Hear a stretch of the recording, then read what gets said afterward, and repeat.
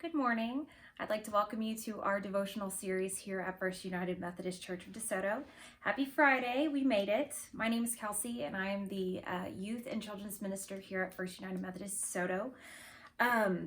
So something we do with the youth is we have what we like to call hard conversations.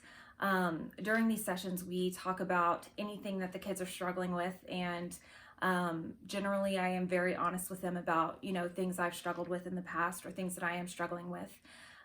Because the one thing that I would hate for them to think is that part of being a Christian means that you're not allowed to have these moments of weakness. And so a moment of honesty, all of this has been really hard. Everything about our lives have changed. Everything about our routines have changed. And something about change is that it is inevitable. It's never foreseen. But there's something really comforting in the fact that God is constant and God never changes. He is who he was yesterday, today, and tomorrow. And so while I was struggling with my anxiety this week, something that I did as a grounding technique was I wrote down the truest statement I knew. And after sitting and puzzling, the 3-sentence statement I came out with was, God is love. And that led me to my scripture for today's lesson, which is a very typical one you'd see at weddings. And it's from 1 Corinthians. It's chapter 13, verses 1 through 8. And it says, if I speak in the tongues of men or of angels, but do not have love, I am only a resounding gong or a clanging cymbal.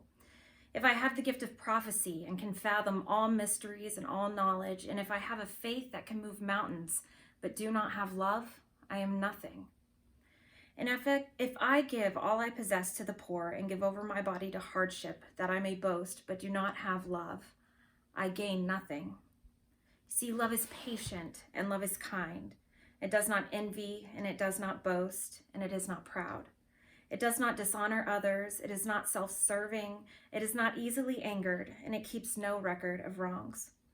Love does not delight in evil, but rejoices with the truth. It always protects, always trusts, always hopes, always perseveres. Love never fails. And knowing that God is love and God is perfect, we know that God does not fail. And so I wanted to read a rephrasing of the scripture, and it goes like this. He said, love is patient. And then he said, I am love. He said, love is not easily angered. And then he said, I am love. He said, love keeps no record of wrongs. And then he said, I am love. He said, love always protects. And then he said, I am love. He said, love always overcomes. And then he said, I am love. And he said, love never fails. And then he said, I am love.